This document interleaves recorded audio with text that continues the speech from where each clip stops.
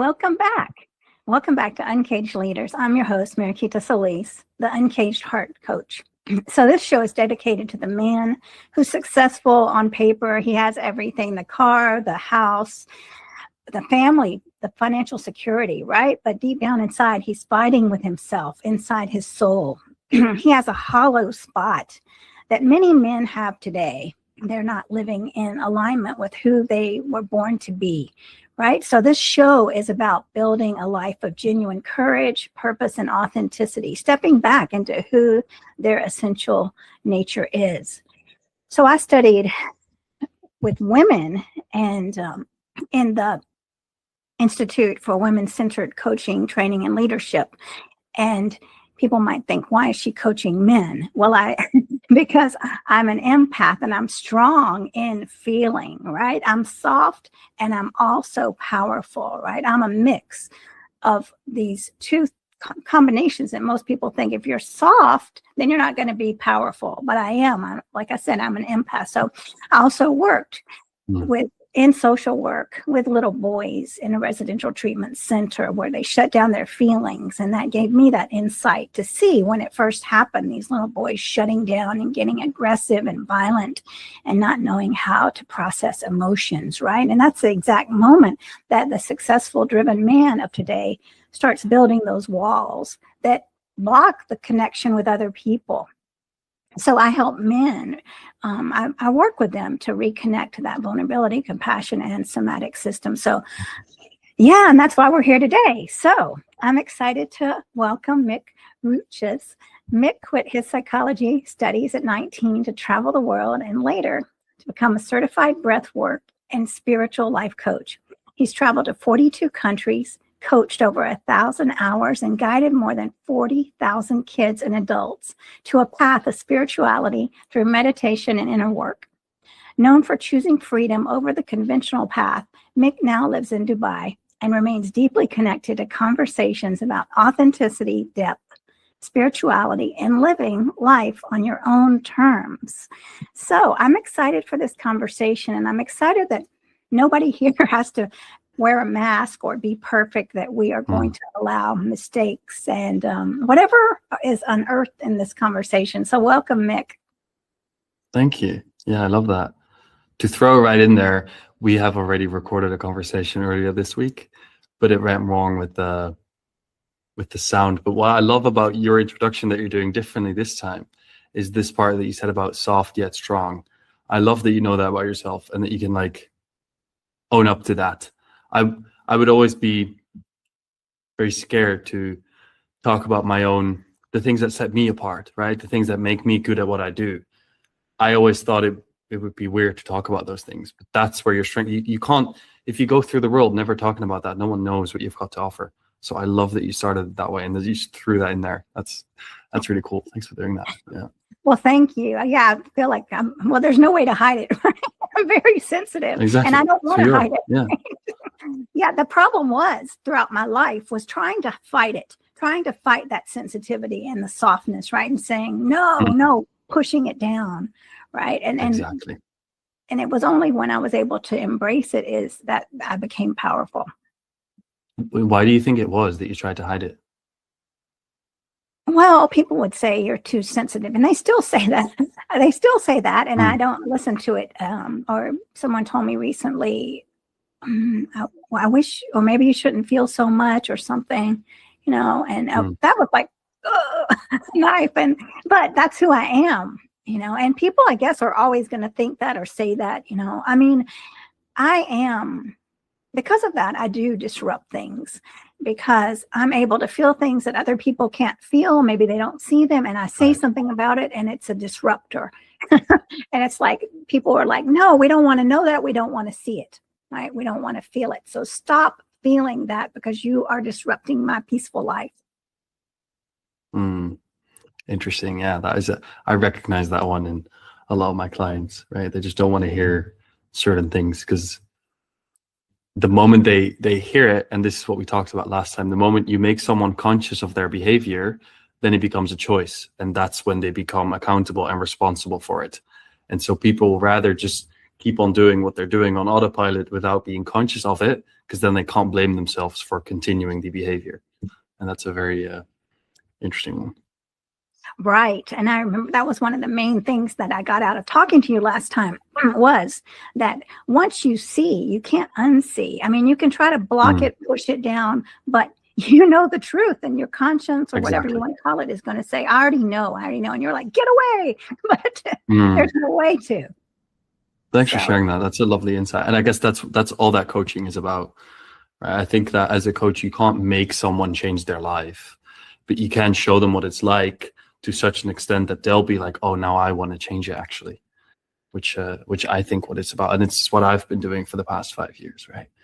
So right. Yeah. And it's exactly what you said. It becomes a choice. There's no more ignorance anymore. Now you get up and you make a choice to take action, and nobody's saying it's easy. In fact, it's an uphill battle, and people a lot of times might think it's a linear line, right? But it's not linear. We'll fall down and get up, and we might say, oh my gosh, I'll never be able to do it. But right. And that's why it's so important to have someone there with you that's walked that path before. And so yeah, men like you, men and women, I mean, because you have both clients, right? Men and women.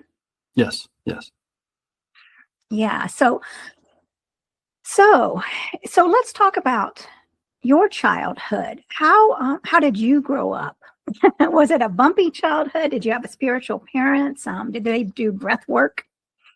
Yeah. No, they didn't. Not at all. But it was a lovely childhood. I had a good childhood. Yeah, it was fun. I feel like I grew up in a very safe environment, very loving parents. They got divorced when I was about 12, which had an impact, obviously. But no, they my spirituality really found its own way. When I was about 12 years old, I used to suffer from headaches, like a lot. I would have a headache almost every day that I got back from school, and nothing really helped. And so my dad's new girlfriend, she recommended me to an energetic therapist as like a last resort. And I had no idea what this was, but I was like, whatever, I've got nothing to lose, I'll go. And so I went to this energetic therapist who was going to rinse my aura and cleanse my chakras. And I had no idea what that was. But I went there, and she laid me down. She didn't touch me. She just made some hand movements above my body. That was it. And I walked away, and I didn't have a headache for another few months. And I was like, that's crazy, because this is new for me and I don't understand what she did, but for some reason it worked. What else is out there that can help me that I don't know about yet?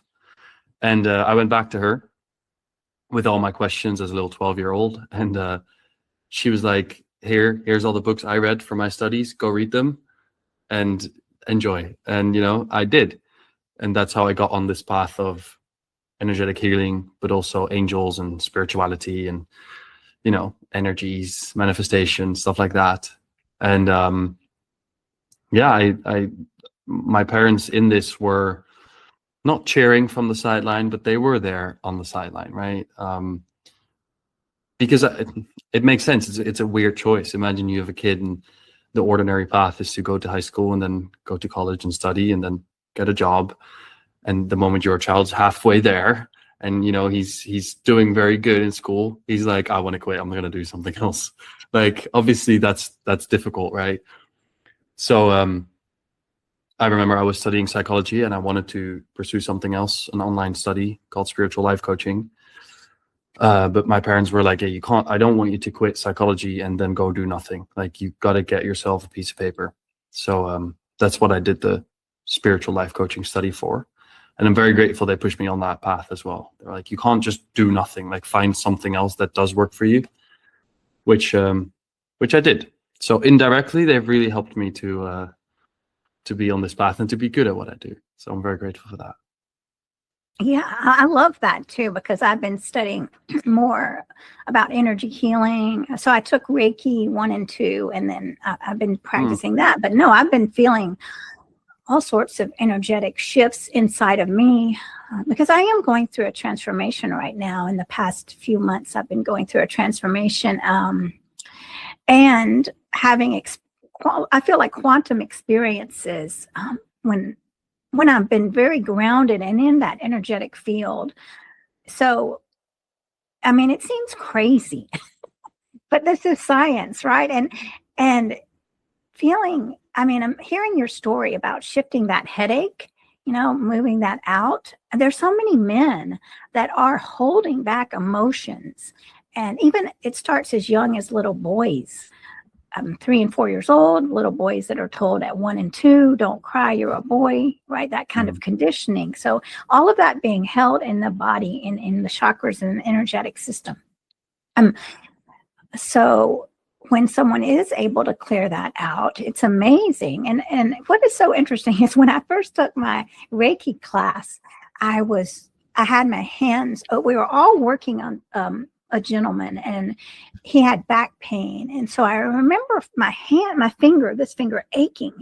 And so my friend, who's a very energetic healer, and she's been studying for a long time, afterwards she said, "Did you feel that in your finger right here?" I said, "Yes." I don't know. How did she know, right? How did she know? But it was then, and then, yeah, I've had that more experiences when I was able to pick up like the goddess Athena. And I told the person, the goddess Athena came to me when I was doing Reiki, and she said, "Well, I was thinking about my family in Athens. We had just been there." Yes. So it's like things are happening behind the scenes. So to be able to talk to someone that doesn't think I'm insane is a blessing. Yeah. Well, it was really interesting that when the moment you get on this path, or if I speak for myself, there were indeed things happening that previously I would have labeled them as coincidences, but at some point it's like, no, at some point it's not a coincidence anymore. And then that brings you to the question, then what is it? What is this? And yeah, when I was that age of like 13, I was obsessed by that question, because there were so many things happening that I couldn't explain. And I just needed to get an explanation for these things. And, ever since being on this path and working as a coach and working as a breathwork facilitator, you do come across countless of these types of stories, of these things that happen that just for some reason, we can mentally produce some kind of story that fits it. We could possibly, even if we dig deep enough, find some kind of scientific explanation for it. But in the end, there's this feeling to it that we just know there must be a little bit more to whatever it is. And I do think it's a beautiful path to walk on and to find your own answers. What do you believe to be true? What does that mean for you? And what does it teach you about yourself? Which I think is a great one. For example, this thing that you might have mentioned, actually feeling something when you're doing that work on someone, and then your client actually affirming that to you. I must imagine that has brought you such a confidence boost to what you were doing. You must have really felt like, oh, now I can see what I'm doing. It should work, right? And I think that is definitely one of the reasons as to why these things happen to us, right? We're just telling ourselves that we're on the right path, or that we might need to continue this journey. It's just reality mirroring itself back to us.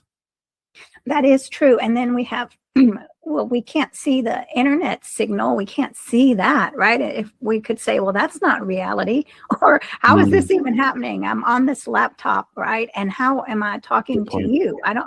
How is that happening, right? So there are many things in the field that we don't see. So why not this energy between our bodies? Because we are giving off energy, what I'm doing is affecting everything in the universe.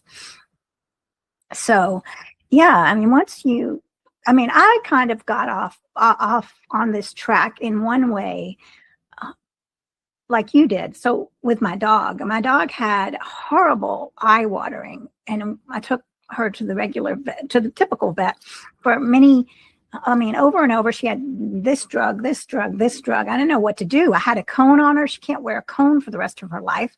So I reached out to a holistic vet, and she did acupuncture and Chinese herbs. And that day she never wore the cone again. And I thought, what the heck, my dog, she's not tricking me.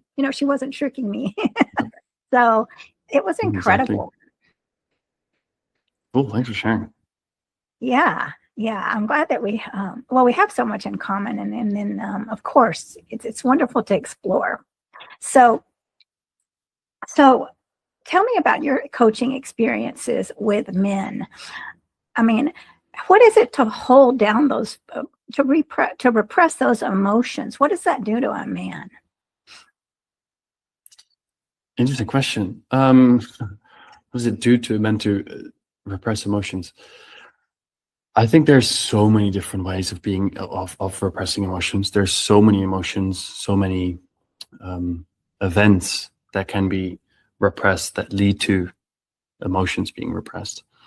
Yeah, I've worked with men and women, but usually the masculine men work is with men.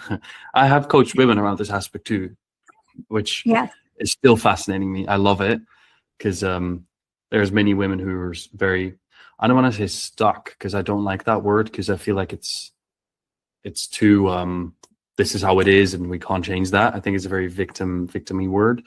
But there's a lot of women who are very have this unknown tendency to be leaning towards the masculinity, which might not be serving them where they're at in life, but it used to serve them.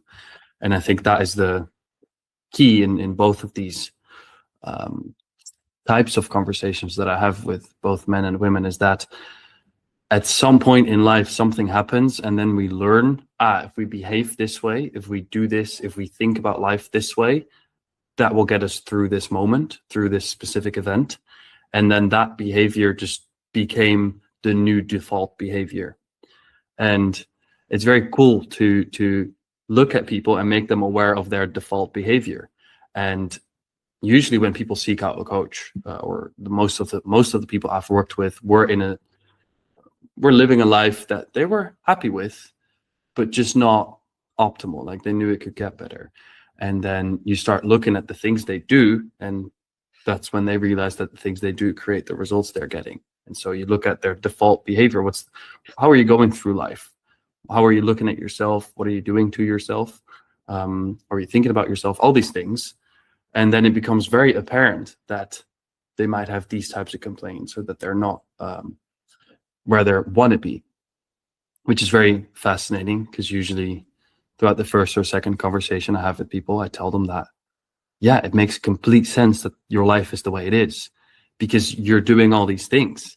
You know, it makes perfect sense that you wake up with a headache in the morning. It makes perfect sense that at the end of the day you feel tired. Like, it makes sense because look at the things you're doing.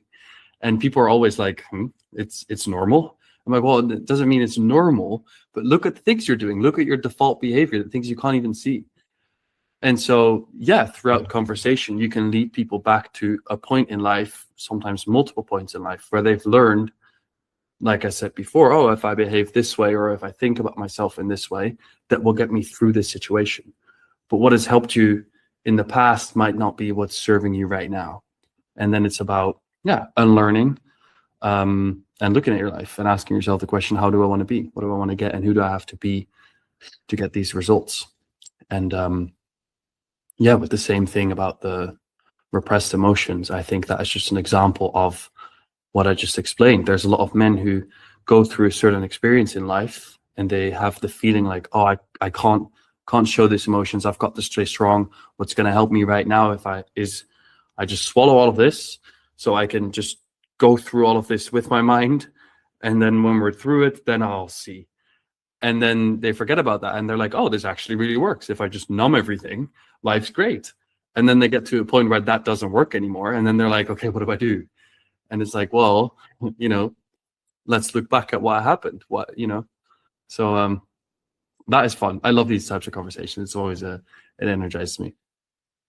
Yeah, I love hearing about what you're saying about the women also, because it's about balance. So I'm working with a shaman, and what I'm working on is really strengthening my animus, which is the masculine side, right? Calling on that masculine part of myself. And it's been working, and that's the disruptor, kind of like the disruptor that disrupts for my safety, disrupts for to make sure that I'm not being put in situations that are going to harm me or drain me of my energy.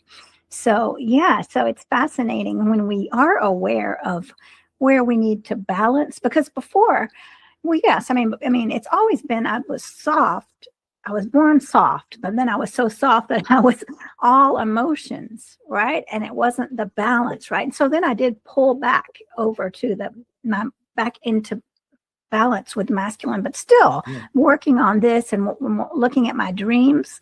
So now when I'm dreaming, the men in my dreams are actually stepping up quickly to help me, whereas before the men in my dreams were attacking me. So interesting. Yeah, That's a beautiful shift. Yeah. Yeah. So how it plays out in real world is how it's playing out in my dreams. So it's very interesting when we realize that we're not, I mean, when we deny part of ourself, then we suffer, right? Well, because we're very complex human beings. And we're not designed to live all in the masculine or all in the feminine or all in anything, you know, I mean, whatever words you want to use to describe it. So yeah, what you're doing is important. It's a fascinating thing. If anyone listening to this is interested in this, Teal Swan, I think she calls this parts work. She's got a beautiful book. Forgot the name of this book. What's this book called?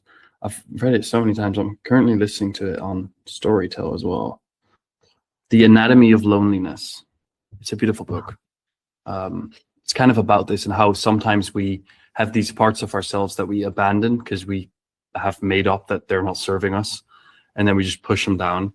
And yeah, that is the same thing with, I think, what a lot of men are experiencing. It's like, oh, this emotionality, that's not serving me. I'll just push that down and I'll just be all logistics because that's what's working for me.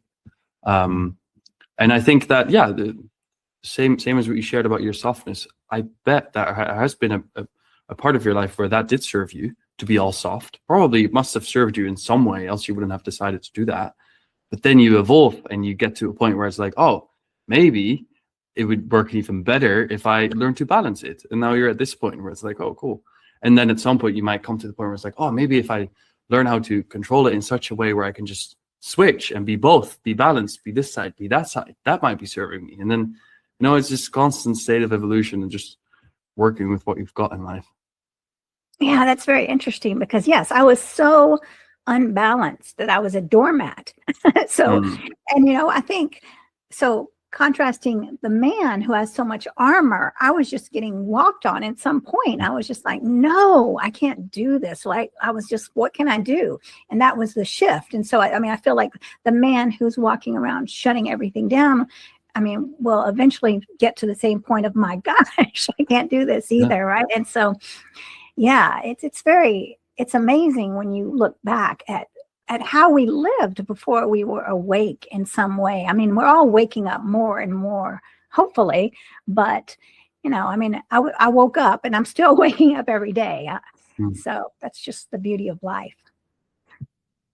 You shared, and now I'm curious, but you shared that you were that doormat before. Have you pondered upon how that was serving you at that moment? Like, well, I think it was serving me in thinking that I was enough. I mean, it was that validation, you know, what can I do? I can do anything for you. Right now, nice. Right. Yeah. And now you love me. Right. It wasn't real. Right. Yeah. So it was, you know, the approval. Oh my God. Now, I mean, I have always been a giver. Right. And I love to serve, but I don't do it from that desperation. I do it now from a place of power. Yes. That is a beautiful shift. I love that. Thanks for doing the work in that sense, because I think the moment where you can, the moment where you're conscious of behind kind of the why of this behavior that's not serving you, but you can still back it up. Because there's a lot of people who are like, they'll see their negative behavior, but they'll really talk around, like, I don't know how many coaching conversations you've had, but it's really funny to notice when you're in a coaching conversation with someone and they can see the thing that's not serving them, and they'll just only tell you why it's not serving them, but still they're doing it. And for some reason, they can't get to the part as to why they still keep on doing it then. And it's very funny because the moment where you can also step onto the shadow side of this thing that you say that you shouldn't be doing, and you can actually admit to yourself, like, but this thing that I think is not serving me might actually be serving me as well. That's why I keep on, you know, perpetuating that behavior, that's when you can finally transcend it. And I think that's the hardest part, because that means you got to admit to yourself that the behavior you are saying is faulty, you are consciously choosing. And I think that the moment you can do that, that you can admit to yourself, right, I know I'm, choosing to be this way, and that is not serving me. However, to this extent, it is serving me, and that's why I keep on doing it. That's when you can transcend it. Same that you said, I know being soft doesn't always serve me. However, it did serve me because it was the safest way for me to guarantee that I was going to be loved, which I think it's incredible. It's cool that you've transcended it in that way. Yeah, it was a hard road, but I did. So I'm very Yeah, thankful. Yeah. And that, like, again, you said the choice. So, and seeing, what a lot of times we don't even know what we need. Like, obviously we all have needs, and I needed to feel validated, right? I needed you to say that I'm enough. But and there are short-term needs and long-term needs. So I was getting those short-term needs met, but in the long term, it flopped. Relationship after relationship after relationship flopped, because it was just, do I look pretty enough? Am I happy enough? Right? Is this, are my clothes, are they, expensive enough? And am I meeting all this criteria that it's not going to last in the long term. It's going to be superficial. It's not even who I am, my soul. My soul doesn't matter. Yeah. So. Interesting. Thanks for sharing. Yeah, well, thank you. And so I love this quote from your book. And that's what we need to talk about. Let me just give the quote, and then you could tell about the book. Cool. Yeah, sure. The world needs more men who are proud of their masculinity and who live it with love. That's beautiful. So tell us about your book and whatever you want to say about that quote and where you can get the book. Yeah. Before I do that, why does that quote resonate with you? Well, because live it with love, it's so powerful, right? Being proud of masculinity. I mean, it separates. Some people can say, yeah, I'm very proud of masculinity, right? And get out of the way. I'm going to, railroad you. I'm going to, push you out of the way. I'm going to prove to you how masculine I am. But living it with love brings in that softness, right? That integrity, right? Integrity of caring for all, not just myself, going to knock you over and I'm going to get to the top. And it's when you say live it with love, now you're including a whole different element, something that might not be considered masculine by some. Interesting. Yeah, that's a good point. So yeah, I wrote a book, which you've read. It's called What a Man Really Wants, for women to know men and for men to know themselves. And I wrote it because, and I think this quote is a good one to pick out of it, because it does summarize a lot what the book is about, where I think masculinity is misunderstood. Even to what you were saying right now, it's like, it seems to be that love is like almost the opposite of masculinity, which is like, what kind of world are we living in that is indeed almost true? Like, yeah, I can see why you would say that, right? Or why some people might actually believe that.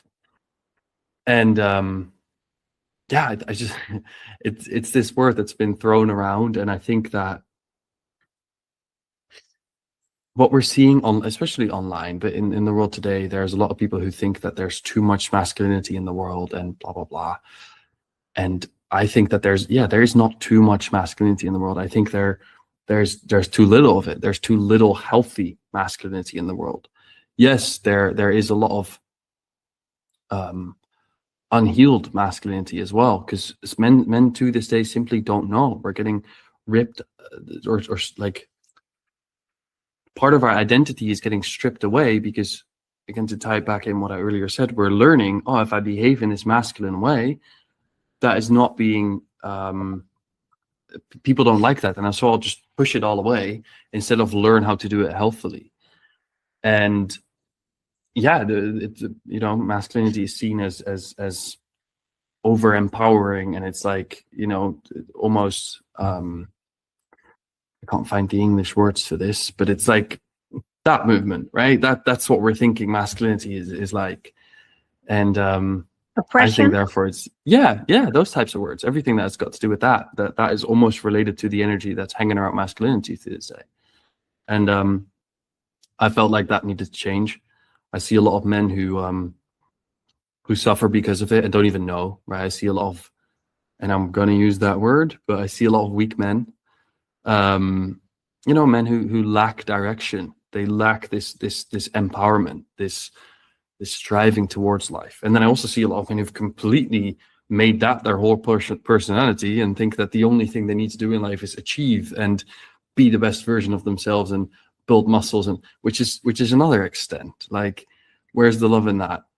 And I see a lot of dissatisfied women. I hear a lot of women complain how there's no good men in this world, right? There's only boys or people who tell them that they aren't free, which I think is interesting. And so I just noticed a lot of things that were going wrong.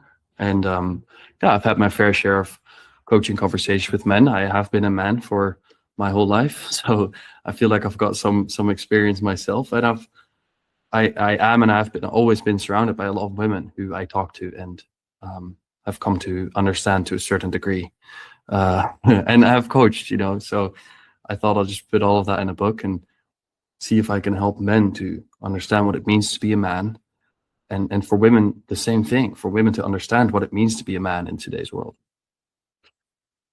That's very important. And I love the dynamic you talk about between a man and a woman, about supporting each other and being a safe space. Because now as a woman, I hear a lot of women saying, yes, there are no good men out there. Oh, well, it's hopeless, right? This is our destiny. I'm destined to be alone forever. And that's absolutely not true. If we come from that mindset, that's what's going to happen. So shifting the narrative, and really, I mean, that goes back to energy, the energy exchange between people. I mean, you can't hide your energy and your, like, what I'm giving off to men that I'm with. I mean, I can't say I hate men and go out there and them not feel that energy. So this is a shift in energy, and it's so important that women understand that men have been wounded just like women have been wounded, right? Just like I'm supposed to get every hair in place, right? Get rid of these wrinkles, get rid of these wrinkles up here, right? Dye my hair, do it all, put on whatever I need to do to make myself look young. The men are boxed into their own narratives as well, right? And so how do we even build healthy relationships if I'm more worried about my face looking 20 years old than your soul, right? Connecting with myself. If my whole persona is based on I have to look good for this relationship instead of I want to build a connection, right? And he's like, well, I've got to have the car, I've got to have the muscles, I got to have the house, I never can, show any feelings. I always have to be strong and stoic. How is this even reality that we would have healthy relationships? That is a very good question. And I tried to tap into that in the book. Yeah. I mean, it's this whole dilemma, and I think I talk about it briefly in the book as well, where women, and this might resonate with women, but women want men to open the car door for them, and at the same time, they really don't want men to open the car door for them. And men in this world are like, okay, so what do I do? Right? And right. I think I don't have an answer for that.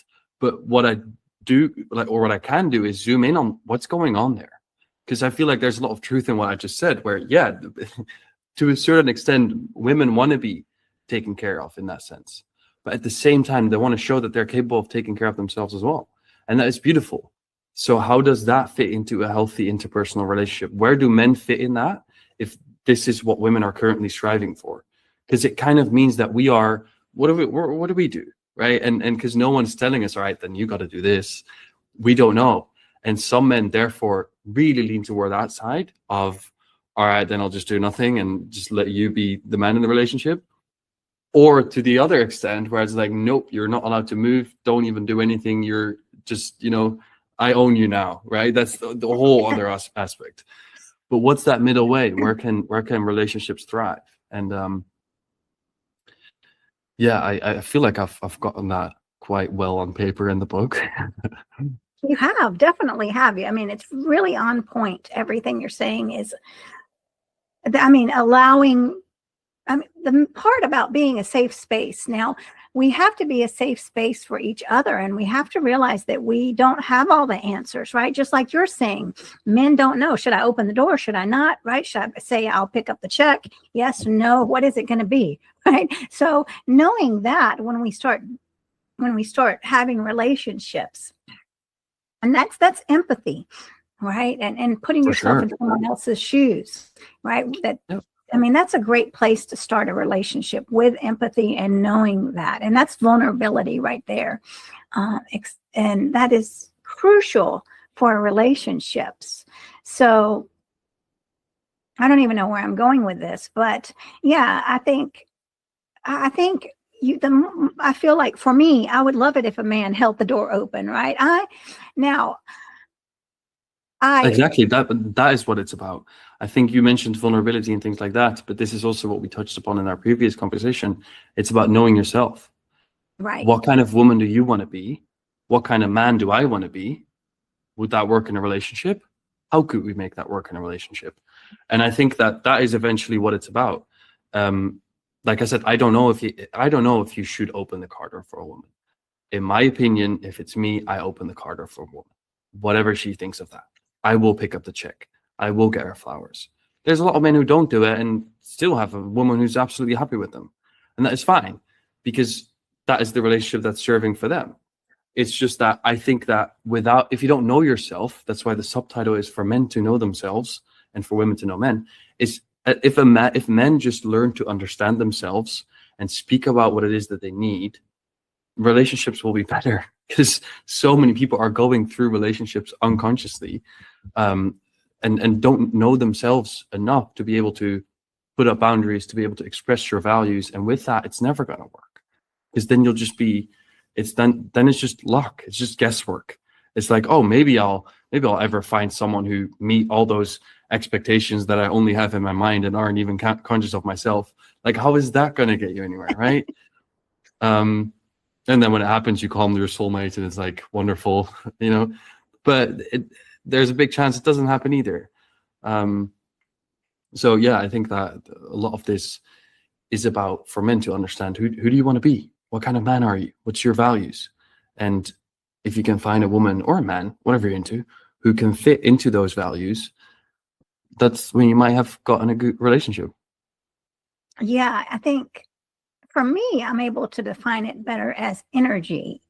Who is resonating with me like Exactly. a tuning fork, right? Yeah. I mean, am I going to have to explain everything about myself? Like, am I going to have to explain I'm a vegan? I don't want to eat processed foods. I love animals. Or do I have to explain this?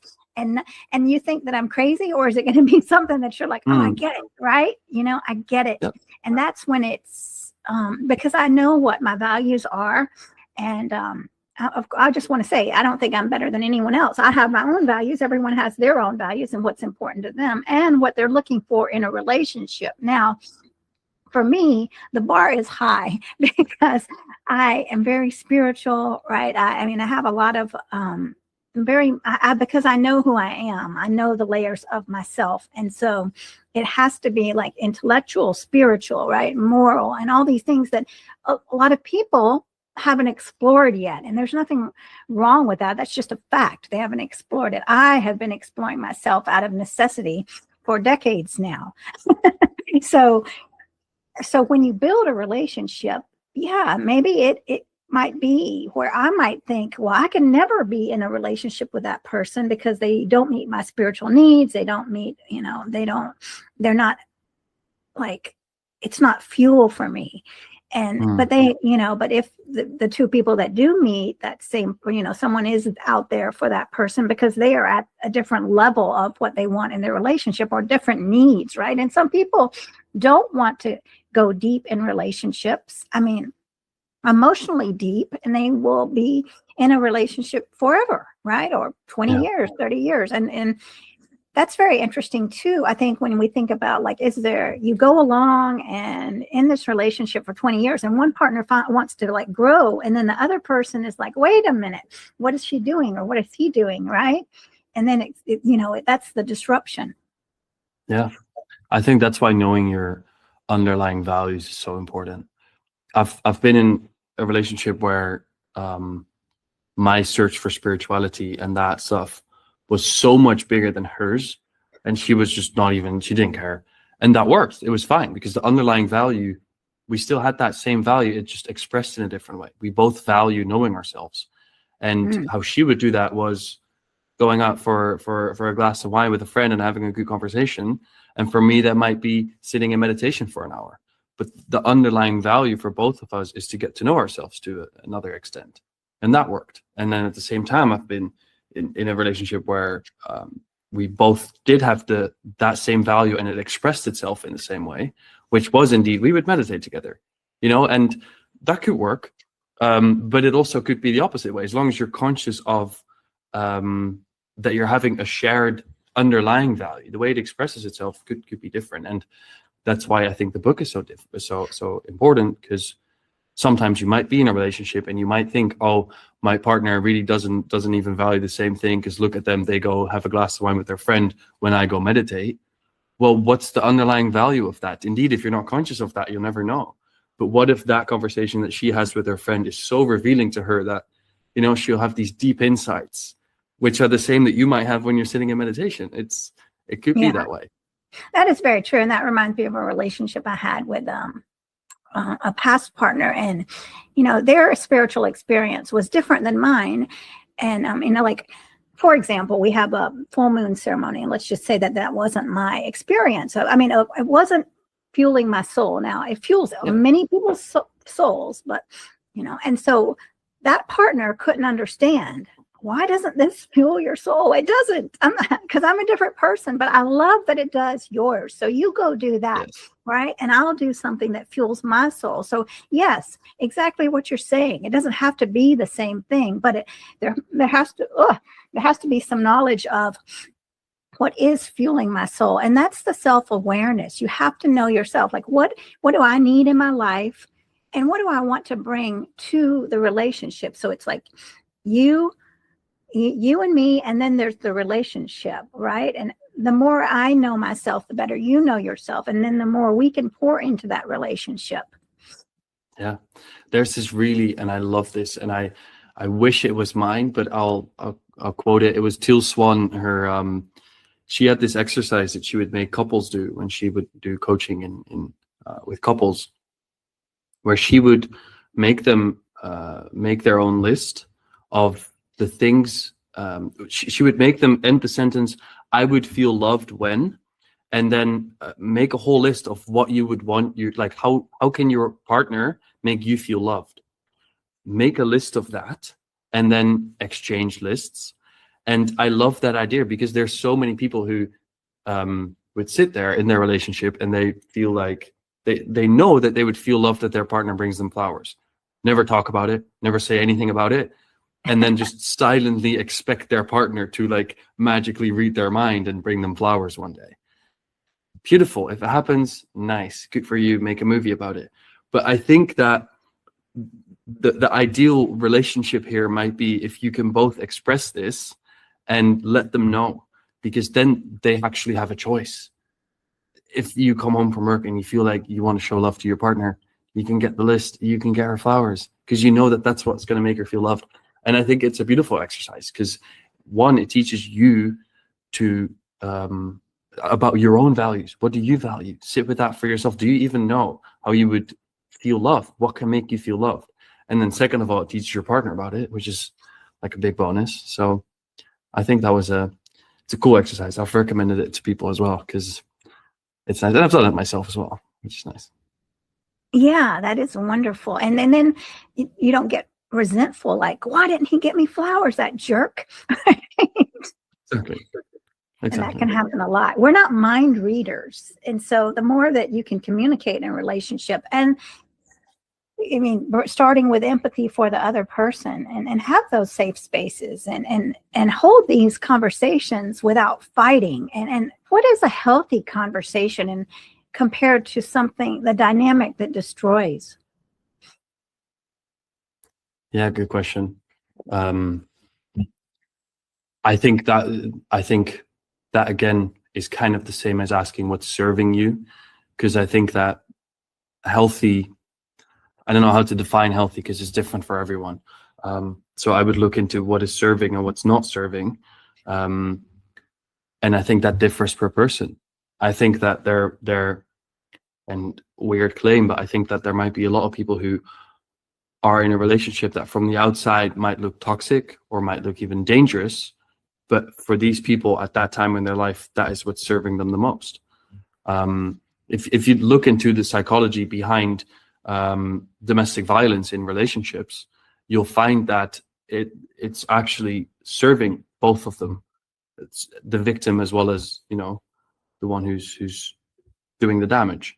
The victim has got a part to play there as well, because to a certain extent, being in that relationship feels safer than being alone, even though it might from the outside look very unsafe.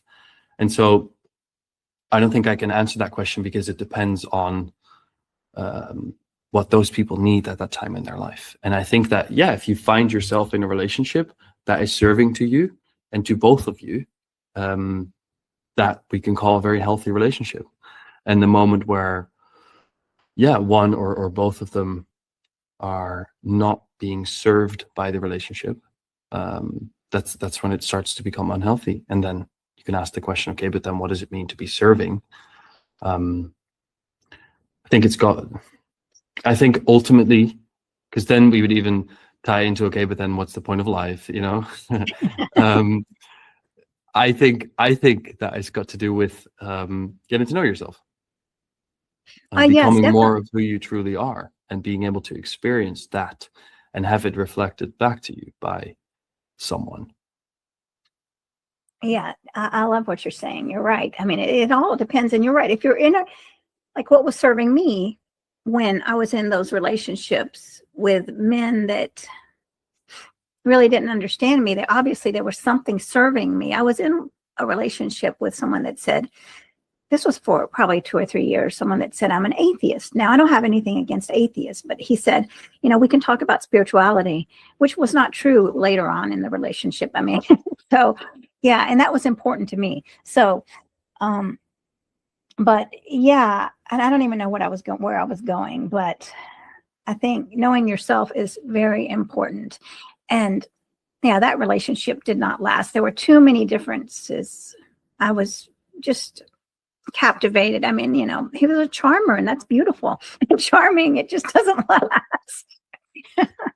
Maybe it can, I guess, if he charmed me every day, but the charm stops. Right. Yeah. Yeah. So let's talk a little bit. This is what I was going to share with you. So someone told me about their friend who had a terrible temper. He was always angry. And then he came one day and said, oh my gosh, I finally understand why I was so angry all the time, why I'm so angry and have all these outbursts. It's because I don't know how to express anything except anger. And, he had pushed down like curiosity, softness, like sadness. The sadness was anger, right? The upset was anger. And so that I see in society that men are allowed to express anger and lust, and that's okay. And these aren't even defined as a man being emotional, which is like a double standard there, because those are big emotions, So men are just as emotional as women. It's just that they're very limited in which emotions are allowed. For sure. I think this was a fun part of the conversation that we had last time. Like, I recognize this, that we talked about this, because what I was saying to this is that I've noticed that so many men have difficulty with expressing anger. So I was saying how cool it is that this specific person had such a good relationship with anger, because for most of my life, anger was the only emotion I would avoid. And there's still a lot of men who have learned and walked through life with this paradigm that expressing your anger is dangerous and that it will hurt people. And that's why I think we've all learn to develop an unhealthy relationship with anger because we've never learned how to express it in a healthy way. And it's the same thing, and I gave this example last time too, but men have no idea what it does to a woman's nervous system when they step into the elevator together with a woman. And men don't understand, even though you might feel like and know of yourself that you're the kindest man in the entire world and you would never hurt a single person. Still, when you enter the elevator with just a woman, she's going to feel threatened by that. Her nervous system will spike a bit and be alert because physically you are more capable of many things. And you are capable of harm. As a man, you are capable of harming a woman in severe ways. And I think that a lot of men are afraid to look at that aspect of themselves. A lot of men will suppress this and go like, no, but I would never do that. And that's not what I'm saying. I'm saying that you could. Doesn't mean that you will. I'm saying that you can. And that is where I think this whole wound with anger comes from, because men are so afraid to admit that they could potentially hurt someone whenever they would step into anger. They would rather just suppress the anger altogether and not even think about that, so they don't have to own that part of themselves. And it becomes such a deep shadow if you keep on suppressing this truth, kind of, because you're physically taller, you're probably more muscular, you could harm someone when you're angry. Yeah, if you don't control your anger, you could, cause some severe damage. And I think a lot of men are aware of that, but just have suppressed it so far that they won't even touch anger, because that might mean that they've got to admit to themselves that they could. Doesn't mean they will, but they could. And I think that I've done a lot of men's work around this aspect. And my mentor, Casper van der Meulen, he's got a beautiful breathwork exercise around this that has really helped me step into anger in a healthy way. It was I remember doing this breathwork exercise, and it was the first time I actually allowed myself to feel angry, and it was so freeing. And I felt like king of the world. And I was like, I don't know, I felt so light afterwards as well, because I never realized how much I'd suppressed this. I didn't know that was like, I always thought that frustration or irritation was anger, because I would never let it go past frustration or irritation. It was only when I experienced real anger, I was like, oh, there's like layers to this. I didn't know I could, it's just funny. Anyway, to get back to your question or what you were saying, yeah, it ties back into what I was saying earlier. I think a lot of people and men have learned that certain behavior was serving them and other types of behavior wasn't. And they might have learned that all these things that could make them come across as soft didn't serve them. And this stems back all the way to hunter-gatherer times, where we had this tribal way of living. Men would not show any sign of weakness, because being weak meant you got kicked out of the group and you would die. And so to this day, that is still within our system. If I show my weakness, I will die to this day. Not really, but it does have consequences on your social status as a man. And also, again, in this day, social status does matter. If you have a good social status, you'll probably have more friends. You'll probably have more women who want to sleep with you. And in the end, the point is, to reproduce, I guess. So, it matters. And so if we're like, all right, if I'm just not all these things and I just show myself in this way to the world, and that increases my social status unconsciously, like no man thinks about this consciously, that'd be very creepy, except for me. But then we'll act that way. And if you just keep on doing that, yeah, you'll reprogram your whole system to not even consider it. And you create so many shadows for yourself. And I think that's the reason that there's a lot of men walking in this world who have no idea how to deal with emotions, because they've just learned that it wasn't serving them. Yeah, and I see a lot of men that are not speaking up for themselves. They're just staying in the middle of the road. Like, I'm not going to make a choice here, or I'm not going to choose here. I'm just going to stay here and keep blinders on. Yeah. Love those men. Those are I love working with that target audience. But how do you put that on an advertisement? Like, I only work with the men who aren't really sure, but also, I don't know what to call that target audience, but I know exactly what you mean. Yeah, it's these these men that are in limbo, that's the word you used last time, I think. It's like, sorry, it's just funny because I know a lot of these men, and so they just pop in my mind, and I've always had an interesting thought about this. But I'm willing to debate that if these men were just to take a little bit more time to become more conscious of their values, that would help them live more authentically, and in that way they would develop so much more masculinity. I think that these men have learned that it's not serving them if they put up boundaries, and therefore they'll just float around, and that loses so much of your masculinity. So where some men learn that for their survival, it's what the best thing they can do is just be on it and be there and be the, the alpha male of the group, and like, great. On the other extent, you have the men who've learned that if I just make myself small enough and just don't have any opinions and don't say anything, that will get me further. And I think both of them are funny, but yeah, the latter, I think, yeah, start with becoming aware of your values and make them non-negotiable, and go through life like that for about a month and see what happens. Because that, and maybe also the other side as well. Go, the men who are very much alpha male, and I need to prove myself, and I'm gonna just be there and show up the best way I can be. Take a look at your actual values and live from that for like a month and see what happens. I think that's a very good piece of advice I want to give all men, because if we were to just live a little bit more from that authentic space, that's when you start to weave that bit of love into your masculinity. Yeah, I love that you were just saying just a little bit, right? Because it can be overwhelming. Like, wait a minute, I have to change my whole persona. But if you just start out slowly and just recognizing what are your values, because most men, they don't know. I mean, I asked a friend of mine a few weeks ago, like, what are you living for? And he didn't know what to say. And he said, I'm living for just like, oh, the rest of the people here, look at them. That lady's living to, fix her child breakfast tomorrow morning.